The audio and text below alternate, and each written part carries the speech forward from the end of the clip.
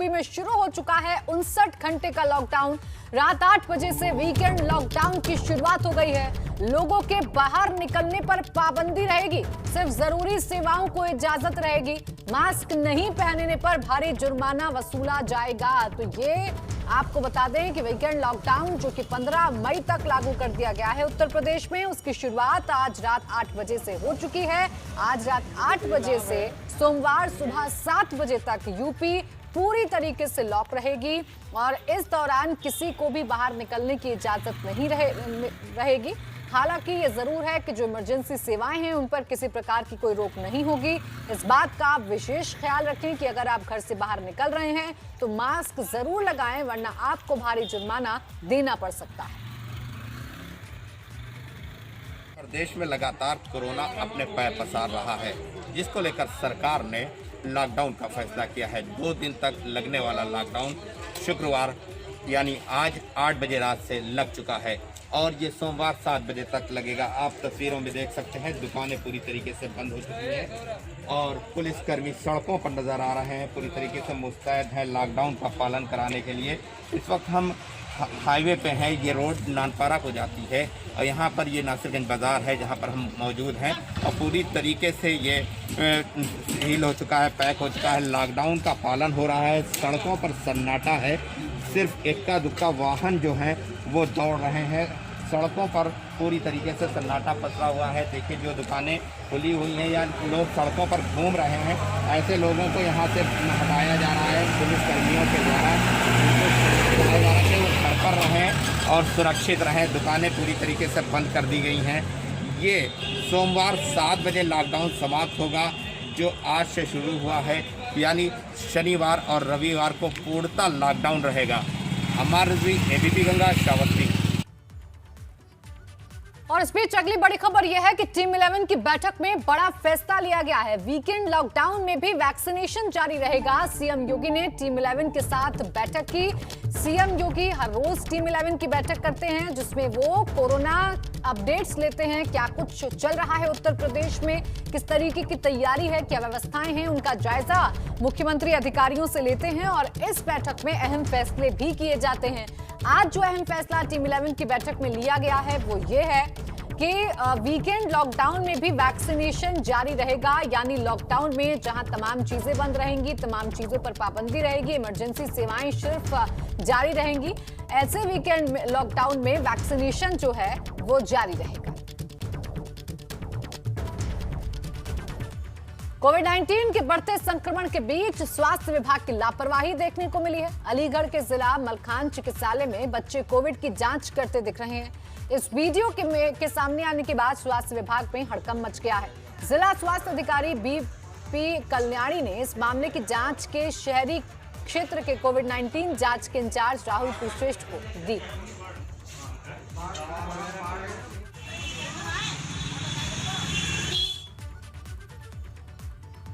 और लखनऊ से अगली खबर, जहां विधायक सुरेश श्रीवास्तव का कोरोना से निधन हो गया है। पीजीआई में वेंटिलेटर पर थे सुरेश श्रीवास्तव।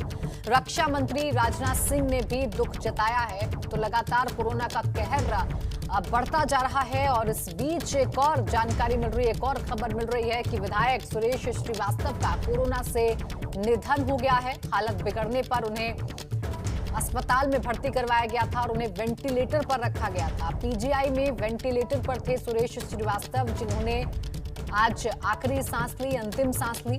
रक्षा मंत्री राजनाथ सिंह ने दुख जताया है इस खबर पर। तो कोरोना लगातार बढ़ता जा रहा है और लगातार जो दुखद खबरें हैं वो मिल रही हैं। एक और दुखद खबर ये कि लखनऊ से बीजेपी विधायक सुरेश श्रीवास्तव का कोरोना से निधन हो गया है।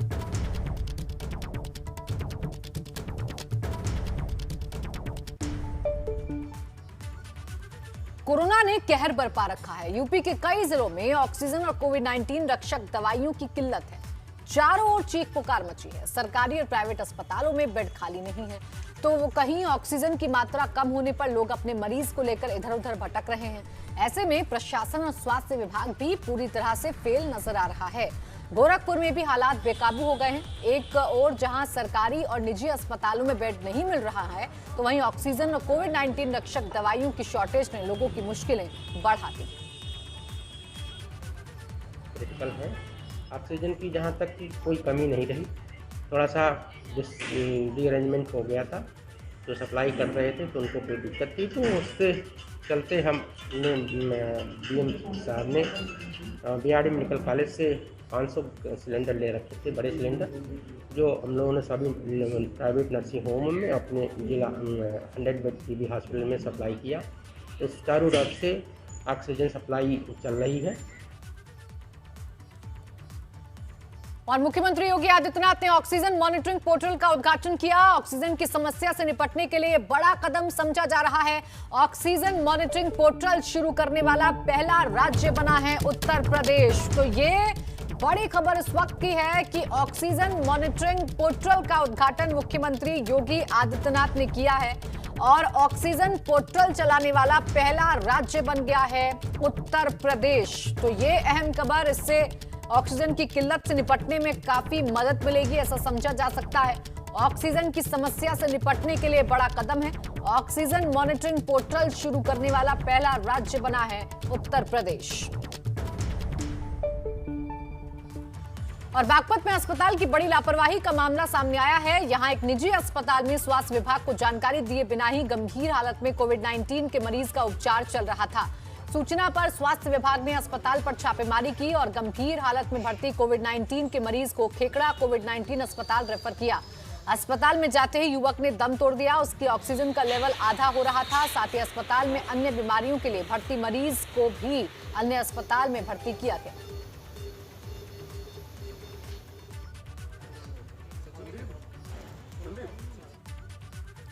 और अब आपको यूपी में कोरोना संक्रमण का सबसे ताजा अपडेट भी दे देते हैं। आपको बता देते हैं कि 24 घंटे में कितने मामले अभी तक सामने आए हैं। यूपी में कोरोना संक्रमण के सारे रिकॉर्ड टूट गए हैं, चूंकि बीते 24 घंटे में 37,238 मामले सामने आए हैं। लखनऊ में 5,682 कोरोना के केस मिले हैं। राजधानी लखनऊ की बात कर रहे हैं और बीते 24 घंटे में 199 लोगों ने उत्तर प्रदेश में दम तोड़ दिया है। लखनऊ में रिकवरी हुई है 7,165 लोगों की और कुल रिकवरी उत्तर प्रदेश में 22,566 लोगों की हुई है। 24 घंटे में 2,25,236 टेस्ट हुए हैं, जबकि 2,18,000 लोग ऐसे हैं जो होम आइसोलेशन में हैं। अब तक 1,14,00,000 लोगों का वैक्सीनेशन भी हो चुका है।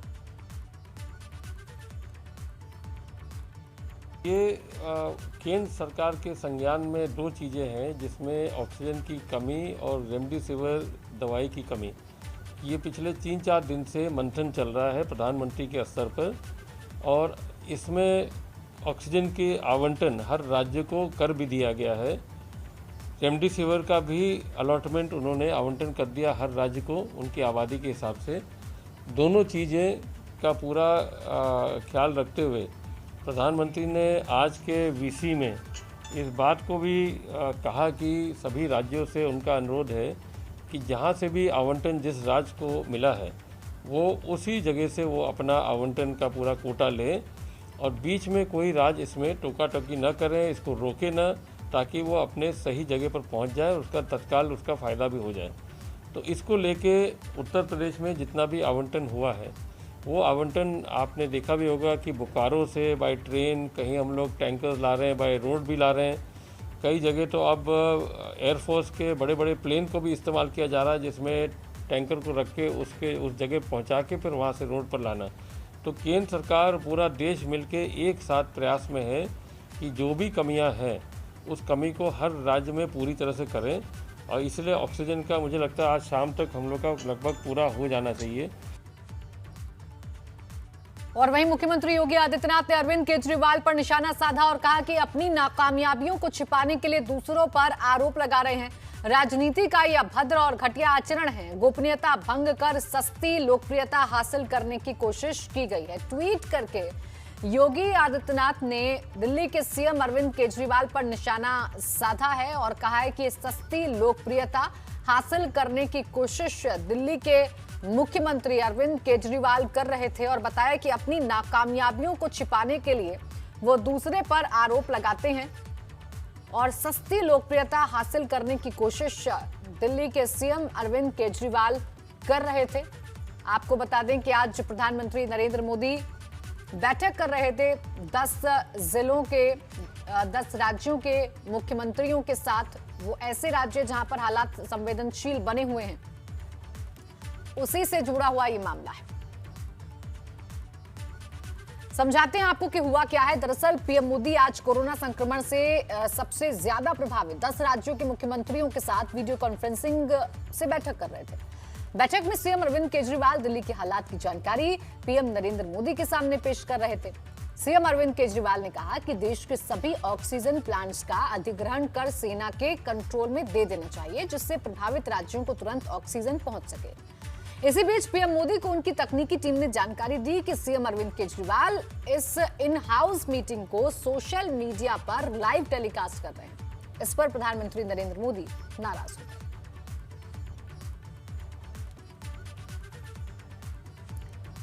उत्तर प्रदेश से आज दिन भर अस्पतालों से बदहाली की तस्वीरें देखने को मिली। कहीं मरीज सांसों के लिए संघर्ष करता दिखा तो कोई ऑक्सीजन के लिए।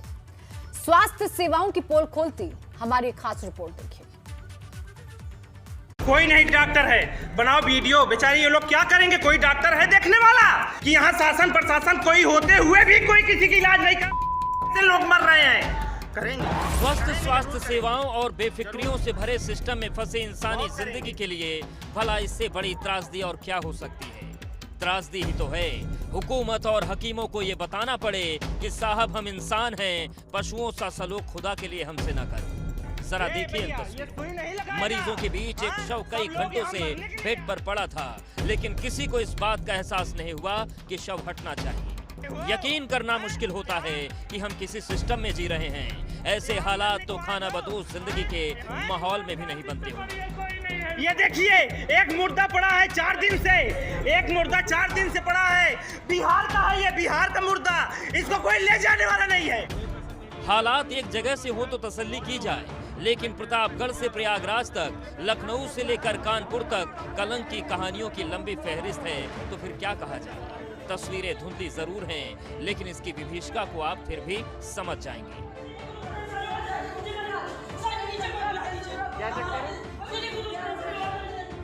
कानपुर के हैरिट अस्पताल में महिला तड़प तड़प कर दम तोड़ रही है। महिला के 2 परिजन उसे संभाल रहे हैं। भगवान के जयकारे चीख चीख कर लगा रहे हैं, क्योंकि उन्हें पता है कि धरती के भगवानों के पास से संसाधन भी खत्म हो गए हैं और संवेदना भी।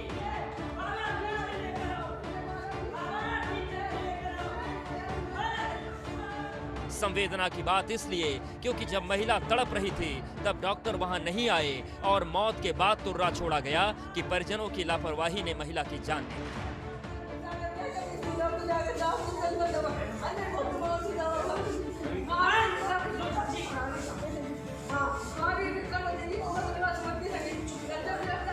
कुछ ऐसी ही तस्वीरें बरेली से सामने आई, जहां रुहेलखंड मेडिकल कॉलेज के बाहर ये महिला पति के इलाज की गुहार लगा रही है, लेकिन अस्पताल प्रबंधन ने इनके एम्बुलेंस को बाहर करके मेन गेट पर ताला लगवा दिया।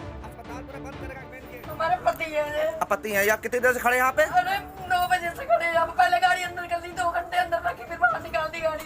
क्या बोल रहे हैं ये लोग? ये कह रहे हैं मतलब बेड ही खाली नहीं है। बेड खाली नहीं है। पहले अंदर कर ली, 2 घंटे अंदर खड़ी रही, फिर बाहर कर दी। तो करीब कितने घंटे हो चुके हैं आप यहाँ पे? हमें 3 घंटे हो गए यहाँ पर। ये भर्ती नहीं कर रहे हैं? 9 बजे से हम वहाँ से घूम रहे हैं, घर से निकले हुए हैं। हमारे पास कितनी हालत खराब है, लैट्रिन बाथरूम कपड़ों में ही कर रहे हैं। 9 बजे से खड़े पड़े हैं आप लोग हैं? हाँ, भर्ती नहीं कर रहे हैं? नहीं कर रहे हैं। उन्होंने अस्पताल के गेट का ताला मार दिया है। एक तरफ बदहाली है तो दूसरी तरफ उन माननीयों की मनमानी, जिन पर हालात को संभालने की जिम्मेदारी है। मुरादाबाद में हो रहे इस जश्न की तस्वीर को देखिए। यहाँ पर सूबे के पंचायती राज मंत्री भूपेंद्र सिंह के बेटे की शादी हो रही है, लेकिन मास्क के दुखों को छोड़कर किसी के चेहरे पर नजर नहीं आएगा। जब व्यवस्था संभालने वालों का ये हाल हो तो समझना मुश्किल नहीं कि प्रदेश किस वजह से एक एक सांस के लिए तड़प रहा है। बदहाली से भरे इस हालात में हर किसी के जहन में सवाल है कि हम उधार सरीखी जिंदगी को कब तक ढोते फिरेंगे। हाल ही में नौकरी से वीआरएस लेकर एमएलसी बने एके शर्मा से जब एबीपी गंगा ने सवाल किया तो वो मौन होकर निकल गए। बनारस में सर आपको प्रधानमंत्री ने यहाँ का प्रभारी बनाया है। सर जनता करा रही है, ऑक्सीजन की कमी है। सर जनता जवाब चाहती है, एबीपी गंगा के दर्शक जवाब चाहते हैं। क्या है स्थिति? तो हालात देखकर आप समझ जाइए कि आपकी जिंदगी आपके ही हाथ में है। अगर लापरवाही हुई, तबीयत बिगड़ी, तो फिर अस्पताल, ऑक्सीजन, इंजेक्शन मिलेगा या नहीं, ये बात यक्ष प्रश्न हो जाएगी। अब बात कर लेते हैं उत्तराखंड की। उत्तराखंड में कोरोना के आंकड़े फिर डराने लगे हैं। कल थोड़ी राहत थी, लेकिन आज जो आंकड़े आए हैं उनसे फिर चिंता बढ़ गई है। पिछले 24 घंटे में प्रदेश में कोरोना के 4,339 नए मामले सामने आए हैं, जबकि 49 कोरोना संक्रमित मरीजों की मौत हो गई है। उत्तराखंड में कोरोना के कुल मरीजों का आंकड़ा 1,42,349 हो गया है, जबकि प्रदेश में एक्टिव केसों की संख्या 29,949 हो गई है।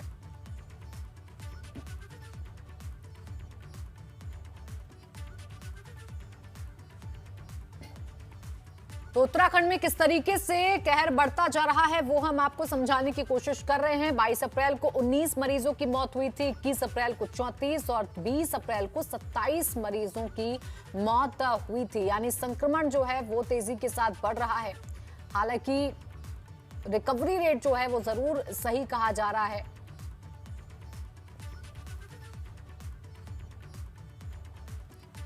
देश के साथ साथ उत्तराखंड में कोरोना से हालात लगातार बिगड़ रहे हैं। लगातार बढ़ती कोरोना मरीजों की संख्या से राज्य सरकार की चिंताएं बढ़ गई हैं। इसके साथ ही सरकार ने भी सभी लोगों को दिशा निर्देश दिया है कि कोरोना की रिपोर्ट पॉजिटिव आने के बाद यदि उन्हें कोई परेशानी नहीं आ रही है तो वो सभी होम आइसोलेट हो सकते हैं, और उन सभी होम आइसोलेट मरीजों को सरकार उनके घर पर ही होम आइसोलेशन किट पहुंचाएगी।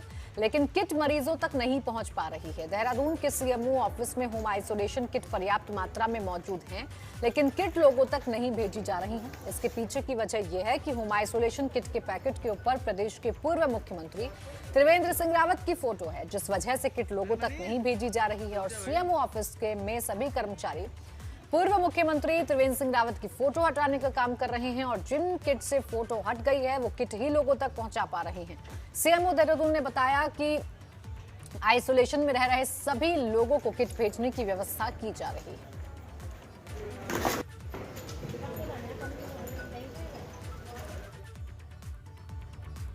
राज्य में लगातार पुलिसकर्मी कोरोना संक्रमित पाए जा रहे हैं। ऐसे में पुलिस अधिकारियों की चिंता बढ़ गई है। एसएसपी ने कुंभ ड्यूटी से लौटने वाले सभी पुलिसकर्मियों को ड्यूटी ज्वाइन करने से पहले कोरोना टेस्ट कराने के निर्देश दिए हैं। उन्होंने कहा कि कुंभ ड्यूटी के अलावा बाहरी राज्यों से वापस आ रहे पुलिसकर्मियों को भी कोरोना नेगेटिव रिपोर्ट दिखाना अनिवार्य है। एसएसपी ने कहा कि लगातार कोरोना के मामले बढ़ रहे हैं, जिसमें पुलिसकर्मी और अधिकारी भी संक्रमित पाए जा रहे हैं। ऐसे में एहतियातन अन्य पुलिसकर्मियों की सुरक्षा के मद्देनजर इस कदम को उठाया गया है।